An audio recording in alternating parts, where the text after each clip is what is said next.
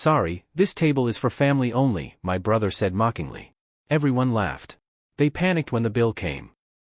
"My name's Eli. I'm 34. And I guess you could say I've always been the responsible sibling. Not the favorite, not the rebel, not the golden child, just the one who showed up on time, paid my bills, and remembered everyone's birthday. I work in finance, live alone, and don't really make a fuss about much. My family, well, they're loud, close-knit in that performative way, and very good at pretending everything's just peachy while sweeping real problems under the rug. I've always been sort of adjacent, involved, but not embraced. The kind of guy you invite to weddings, but never asked to be in the photos. Growing up, my brother Mason was the star. Charismatic, reckless, and always getting himself into some kind of trouble. But somehow, he always landed on his feet. He had this smug charm that my parents ate up like candy. Even when he dropped out of college, blew through 2 jobs, and ended up moving back home at 28, they still defended him like he was the second coming of Einstein. I, on the other hand, paid my own way through school, held down the same job for over a decade, and helped cover part of their mortgage when Dad's hours got cut. But none of that ever seemed to matter. At least not enough to earn me a seat at the metaphorical head of the table. Still, I never really let it get to me. Or at least that's what I told myself. I kept my head down, sent the checks, replied to the texts, showed up for holidays, and smiled through the small jabs that always came dressed as jokes. "Eli, you're so serious. Loosen up, man. It's just a party." "Oh, we figured you'd be busy. You're always working."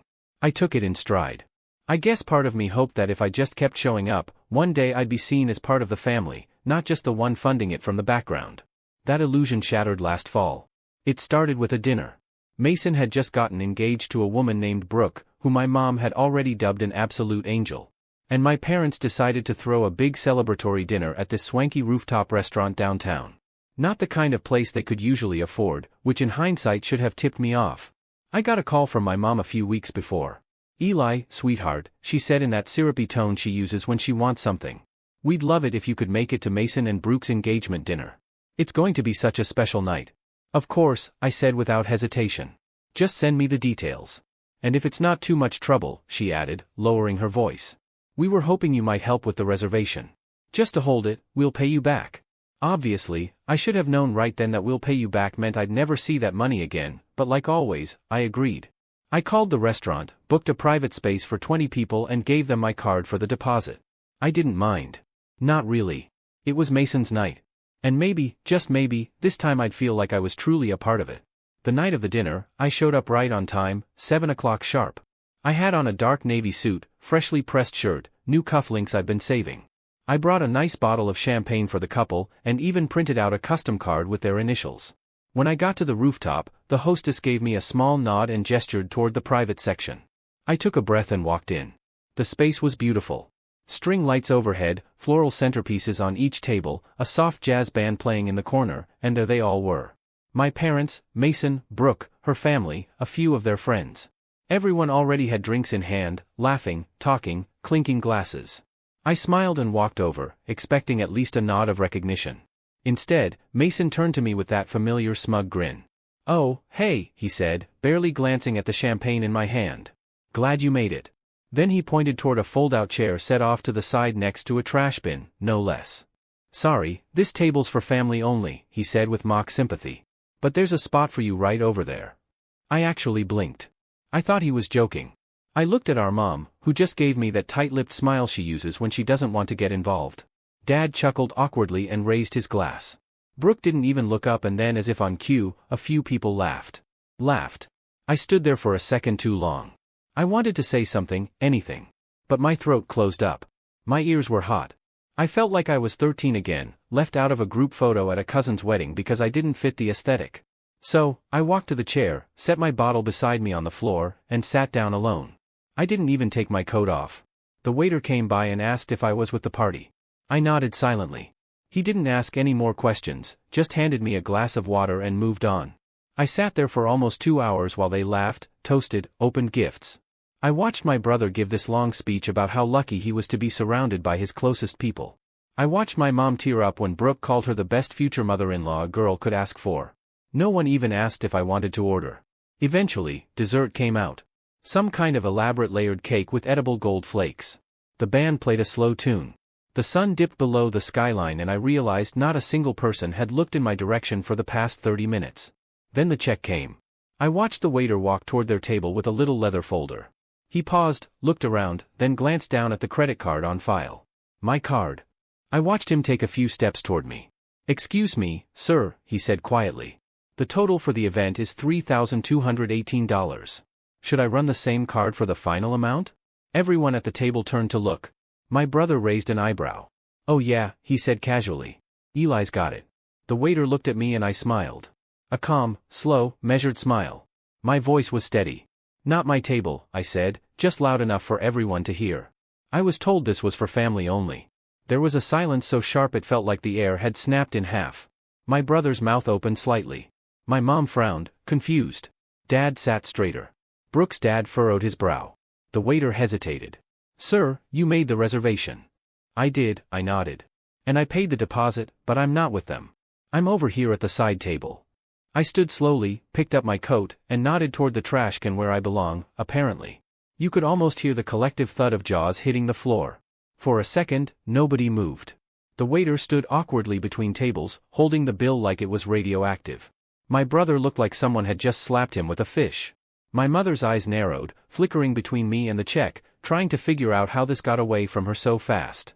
"Wait, Eli," she said, her voice low and slightly shaky. "What are you doing?" I shrugged. "Following the seating chart, Mom.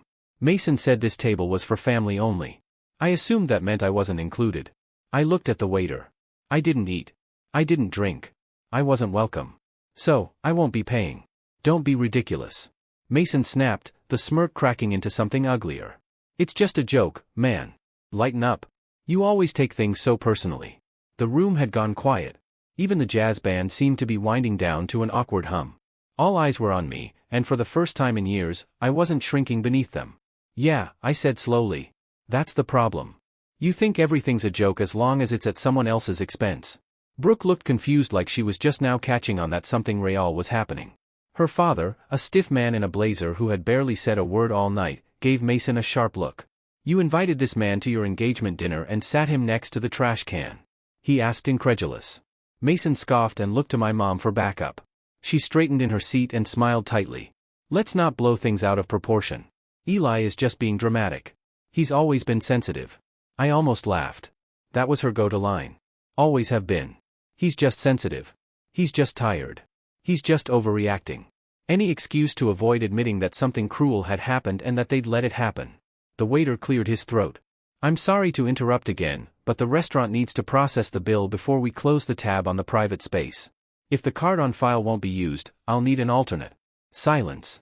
I turned and started to walk toward the elevator. That's when my dad finally spoke. "Eli, come on. You've already paid for half.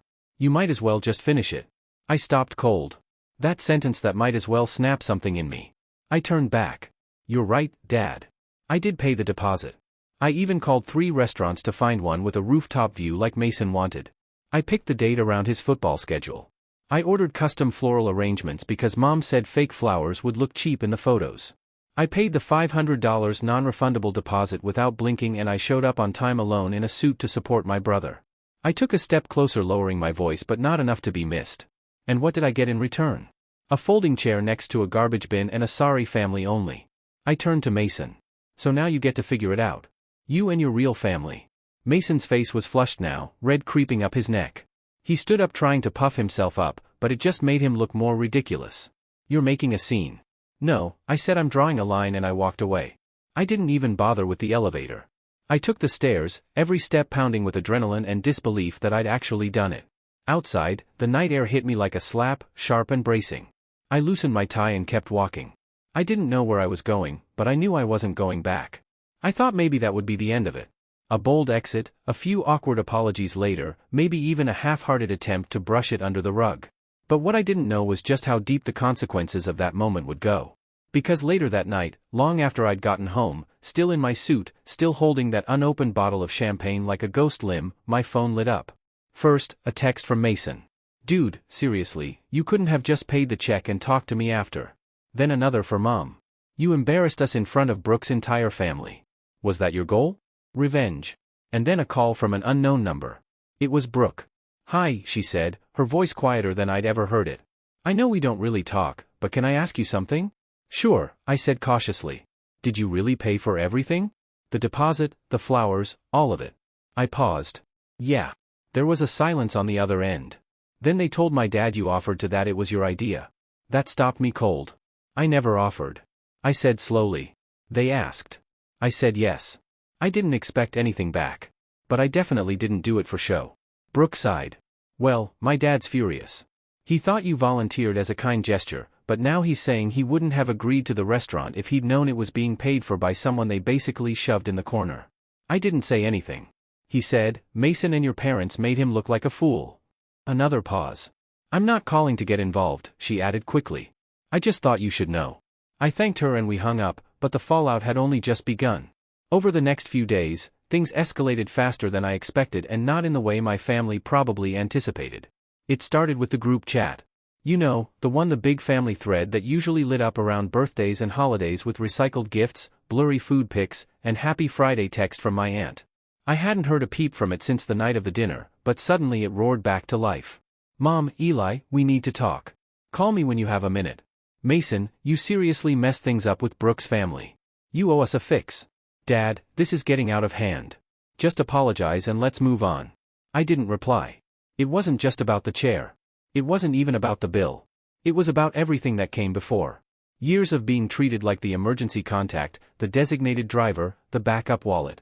And now that I'd finally said no, they didn't know what to do with me. What made it worse, or maybe better, depending on how you look at it, was that Brooke's father apparently wasn't the type to take humiliation lightly, from what I gathered through a mutual friend of Mason's, a guy named Trent, who'd always been more decent to me than most of them. Mr. Whitaker had a meltdown the night after the dinner.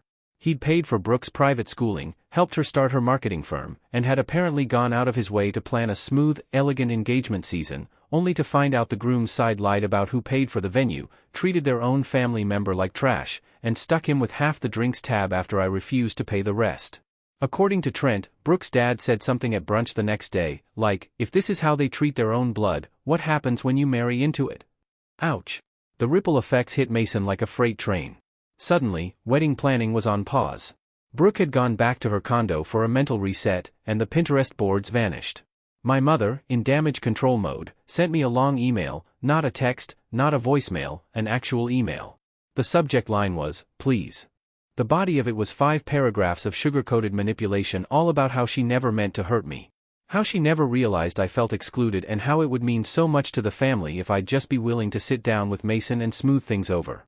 But nowhere in that letter was the word sorry. Just we didn't realize. You misunderstood. Let's not let one silly night destroy the bond we've built. I stared at that last line for a while. What bond was it? The bond where I drove 3 hours on Christmas Eve to bring gifts because Mom said Mason wasn't in the right headspace to shop for anyone. Or maybe the bond where I canned my trip to Spain 2 years ago because Dad needed surgery and they didn't have the money for a home nurse. Or the bond where I co-signed the loan on their second car without even being asked twice. The same car Mason borrowed and never returned. I let the email sit in my inbox. I didn't reply. 2 days later, my Aunt Karen, Mom's sister, called me. That surprised me. She wasn't exactly warm and fuzzy, but she was sharp. A no-nonsense businesswoman who ran her own interior design firm and always had this air of barely concealed judgment. I hadn't spoken to her in over a year. Eli, she said, I heard about the dinner. Of course you did, I said, trying to keep the sarcasm out of my voice. I'm not calling to scold you, she said quickly. I just want to say good about time someone shook the tree. That caught me off guard. She sighed. Look, I know how your parents are. Always brushing things under the rug. Always pretending things are perfect, but they've leaned on you too much for too long. And Mason, he's always gotten away with treating you like some kind of side character. I appreciate that, I said quietly. But why now? Because now the Whiters are involved, she said, her voice dry. And your mom's panicking. She called me yesterday and asked if I'd be willing to talk some sense into you. I raised an eyebrow and what did you say? I told her you didn't need sense. You needed space and that maybe it's time they learned how to function without using you as scaffolding. That was the first time I felt like someone in my family actually saw me. Not as a checkbook, not as a punching bag, just as a person. Later that night, I got another text, this time from Mason. Mason. Bro, Brooke's dad just canceled the deposit on the wedding venue. Said we're not aligned in values. Fix this now. Can you help me? No, I'm sorry. Just fix this. And that's when I realized he still didn't get it. He still thought I was a tool in his toolbox, a pressure valve, a wallet with a heartbeat. So, I decided to finally fix something, but not the way he meant. That night, I logged into the shared account I'd set up a year ago, the one Mason had used temporarily while he was unemployed. The one he never got around to closing, but had his gym membership and Spotify linked to. And I quietly moved the remaining funds into a new private savings account I'd started. Not much, just a couple thousand, but it was mine. Funds I'd left untouched out of some vague sense of brotherly loyalty. Then I called the bank and closed the joint line entirely. The next morning, Mason called me 4 times in a row. And when I finally picked up, his voice was frantic. What did you do? I didn't say anything. Bro, I have a date with Brooke tonight. I was going to take her to that place she likes. And my card's bouncing. It says the account doesn't exist. I know, I said. I closed it. You what? You can't just I can't. I said calmly. I can. And I did. You told me I wasn't family, remember? You don't get to use my money if I'm not even allowed at the table. He stammered for a second, then switched tactics. Come on, man. Don't do this. You're jealous. Admit it. You've always hated that I got the attention. Now you're just throwing a tantrum because Brooke's dad took my side. I laughed. Actually laughed. Oh, Mason, you really think he's on your side? There was silence. Then I said, don't worry, man. You'll figure something out. You always do. Maybe ask Mom to open a line of credit in your name again. Or maybe Brooke's dad can teach you how to stand on your own. And I hung up. I don't know what Mason did after that, but a few hours later, my phone buzzed again. This time, not from him. It was an email from Brooke. Subject line, I think we need to talk. I stared at Brooke's email for a while before opening it. The subject line, I think we need to talk, felt like the precursor to something big, something I wasn't entirely sure I was ready for. But curiosity and a strange sense of closure pushed me to click it. It was longer than I expected, polite, but personal, formal, yet laced with the tone of someone who was clearly unraveling. She started by saying she understood how awkward the dinner had been, and that she hadn't realized how I'd been treated until everything came crashing down. She admitted she hadn't paid attention. I was so caught up in planning the perfect night. I didn't stop to see the full picture, she wrote, but that her father had been furious. Furious not just because of the financial deception, but because of the principle of it. He said, if they can publicly humiliate someone who financially and emotionally supported the entire night, she wrote, then I need to seriously reconsider who I'm marrying into. Brooke didn't mince words. She said Mason had downplayed everything at first, calling it a minor misunderstanding. But once her dad showed her screenshots of the restaurant invoice, he'd requested a breakdown from the manager, the lies started to crack. Mason had told her I insisted on paying, that I didn't want to sit at the main table because I was introverted, that I left early because I had a work emergency. But once I talked to the waiter myself, yes, I called the restaurant, she wrote, the story fell apart completely. Then came the part one didn't expect. I ended the engagement last night. I blinked. She explained that it wasn't just the dinner. That the whole situation had pulled back the curtain on behaviors she'd previously excused. The casual entitlement. The way Mason talked about me behind my back. The way her concerns were constantly minimized.